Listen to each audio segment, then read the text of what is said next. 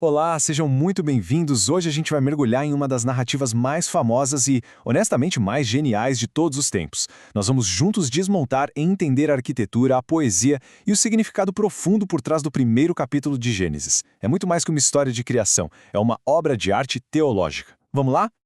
E tudo começa com essa frase, né? Uma das mais conhecidas do mundo. A primeira palavra em hebraico, Bereshit, não só quer dizer no começo, mas é o nome original do livro todo. Já o verbo criar, bara, é super especial. Na Bíblia, ele só é usado para Deus. A ideia é criar algo totalmente novo a partir do nada. E o nome de Deus aqui, Elohim, é curioso, né? É uma palavra no plural, mas o verbo que acompanha, criou, está no singular. Isso passa uma ideia de uma majestade imensa, de uma plenitude de poder em um único ser. Mas como era esse começo exatamente? O texto usa uma expressão hebraica muito famosa, tohu vavohu. Isso não significa que não existia nada, sabe? Pensa mais como um estado de desordem, de vazio, uma tela em branco esperando pelo pintor, ou argila na mão do oleiro. Era um mundo sem forma, sem vida, mergulhado num caos de água e escuridão. Só que no meio desse caos todo, já tinha uma presença divina agindo. O texto diz que o Espírito de Deus, em hebraico, ruach, que pode ser tanto espírito quanto vento ou fôlego, se movia sobre as águas. E o verbo que usam aqui, meraheft, é lindo. Ele só aparece mais uma vez na Bíblia para descrever uma águia pairando, sabe? Com todo cuidado, protegendo seus filhotes. Então a imagem não é de uma força bruta, mas de uma presença cuidadosa, preparando tudo para trazer ordem e vida. A partir daqui, a gente entra na Semana da Criação. E os 3 primeiros dias seguem uma lógica muito clara. A missão de Deus, nesses dias, é basicamente organizar o tohu, aquele caos sem forma. Como? Fazendo separações. É um processo de arrumar a casa, de dar contorno e estrutura para tudo. No primeiro dia, a primeira coisa que acontece é a criação pela palavra. Deus diz que haja luz e a luz simplesmente passa a existir. E aqui tem um detalhe que, olha, é fundamental para a gente entender o texto. Essa luz aparece antes do Sol e da Lua, que só vem lá no 4º dia. Isso já nos mostra que o foco aqui não é científico, mas sim teológico. O ponto é estabelecer a ordem, separar a luz da escuridão e criar o ritmo básico do tempo, dia e noite. Ok, o domínio do tempo foi estabelecido. Agora, no segundo dia, o foco se volta para aquele caos de água que ainda cobria tudo. E mais uma separação importantíssima vai acontecer. Deus cria o que o texto chama de firmamento, em hebraico, hakiá, que vem de uma raiz que significa algo como martelar ou estender, como uma placa de metal. Na visão de mundo daquela época, no Antigo Oriente Próximo, eles imaginavam o céu como uma espécie de domo sólido que segurava as águas de cima, sabe? Mas a grande questão teológica aqui não é essa. É a criação de um espaço, de um domínio habitável entre as águas de cima e as águas de baixo, o céu que a gente conhece.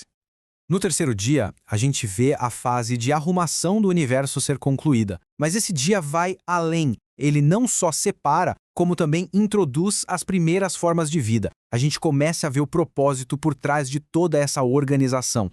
Acontece a última grande separação. As águas de baixo se juntam e finalmente aparece a terra seca. E no mesmo instante essa terra já recebe uma ordem, seja produtiva. E ela começa a gerar todo tipo de vegetação, plantas, árvores. O mundo ganha cor e potencial de sustento. E, claro, vem a avaliação divina. E Deus viu que era bom. Então, ao final do terceiro dia, o problema do tohu, do sem forma, está resolvido. A casa está arrumada. A gente já tem as estruturas fundamentais do cosmos, o tempo, com dia e noite, o espaço, com céus e mares, e a base, com a terra seca. Os reinos da criação estão prontos para serem povoados. Com a estrutura toda montada, a gente entra na segunda metade da semana. Os próximos 3 dias vão resolver o segundo problema, o do volo, do vazio. Agora é hora de preencher cada um desses reinos que acabaram de ser formados. E é aqui, gente, nesse slide, que a gente vê a genialidade da estrutura do texto. Olha só esse paralelismo, que coisa linda! É uma simetria perfeita. Os dias 4, 5 e 6 correspondem direitinho aos dias 1, 2 e 3. O domínio da luz e das trevas criado no dia 1 é preenchido no dia 4 pelo Sol, a Lua e as estrelas. Os céus e os mares do dia 2 são povoados no dia 5 pelas aves e pelos peixes. E a terra seca do dia 3 é habitada no dia 6 pelos animais e pelos seres humanos. Isso aqui é a maior prova de que a gente está lendo uma obra-prima poética e teológica e não um relatório científico. No quarto dia, Deus preenche os domínios da luz e da escuridão. E aqui tem uma crítica bem sutil às culturas vizinhas de Israel. O texto, de propósito, não usa os nomes Sol e Lua. Ele chama de luzeiro maior e luzeiro menor. Por quê? Porque nas mitologias da Babilônia e do Egito, o Sol e a Lua eram deuses poderosíssimos. Gênesis simplesmente os rebaixa. Eles não são deuses, são só objetos criados por Deus, com uma função bem clara: servir de sinais e governar o tempo.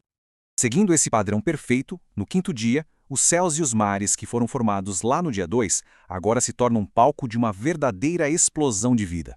Deus cria as grandes criaturas do mar e todo tipo de ave. E pela primeira vez na história toda, Deus dá uma bênção. A vida animal é declarada boa e recebe a ordem, o poder de florescer, de se multiplicar e encher o mundo. A vida aqui é vista como um presente abençoado. E chegamos ao sexto dia. Agora, o último reino que faltava, a terra seca do dia 3, vai finalmente receber os seus habitantes. Uma imensa diversidade de animais terrestres é criada. O texto organiza eles em categorias: os domésticos, os selvagens, os que rastejam. E a frase que se repete, de acordo com a sua espécie, reforça essa ideia de ordem, de propósito. Não é uma mistura aleatória, mas uma diversidade rica e intencional. Mas o sexto dia ainda não acabou. O trabalho culmina agora, no clímax de toda a narrativa, com uma criação que é radicalmente diferente de tudo o que veio antes. O texto faz essa declaração incrível. A humanidade foi feita à nossa imagem, conforme a nossa semelhança. Mas o que isso quer dizer na prática? Com certeza não é sobre aparência física. Tem a ver com a nossa função, com o nosso chamado no mundo. E esse slide aqui deixa a distinção bem clara. Enquanto os animais são criados segundo a sua espécie, o ser humano é criado segundo a espécie de Deus, por assim dizer. Ser a imagem de Deus, Tselem Elohim, significa que a humanidade foi designada para ser a representante de Deus aqui na Terra, os seus embaixadores, os seus agentes no mundo. E com esse status único, vem uma responsabilidade única. A humanidade recebe o mandato de se multiplicar, mas também de dominar e sujeitar a Terra. Só que no contexto original, esses verbos não têm a ver com exploração ou tirania. A ideia é de um governo sábio, de um cuidado responsável. É como se fôssemos os zeladores do jardim de Deus, chamados para cultivar e fazer a criação florescer, refletindo o caráter do próprio Criador. Com todos os reinos formados, preenchidos e com os representantes de Deus devidamente instalados, a narrativa chega na sua grandiosa conclusão. E aqui vem a avaliação final. Lembrem que nos dias anteriores a avaliação era sempre bom, Tov, mas agora, no final de tudo, com a humanidade completando o cenário, a avaliação sobe de nível. Muito bom, Tov Meod. A criação não está apenas boa, ela está completa, está em harmonia e o seu propósito maior foi revelado. E a semana termina no sétimo dia. Note que é o único dia que não tem aquela frase "ouve tarde e manhã". Deus abençoa e torna esse dia sagrado. O descanso de Deus não é porque ele estava cansado, mas é o ato de parar para desfrutar da obra completa. O sábado é apresentado aqui como o grande objetivo da criação, um tempo de paz e comunhão com o Criador dentro de sua obra perfeita. É o auge da ordem. E isso nos leva à reflexão final. Depois de analisar toda essa estrutura poética, o contexto da época, as declarações teológicas, fica bem claro que a intenção principal desse texto não é ser um manual de ciências. É, na verdade, uma afirmação poderosíssima sobre quem Deus é, sobre a bondade e a ordem do mundo que ele fez, e sobre o lugar e a responsabilidade especial da humanidade dentro de tudo isso.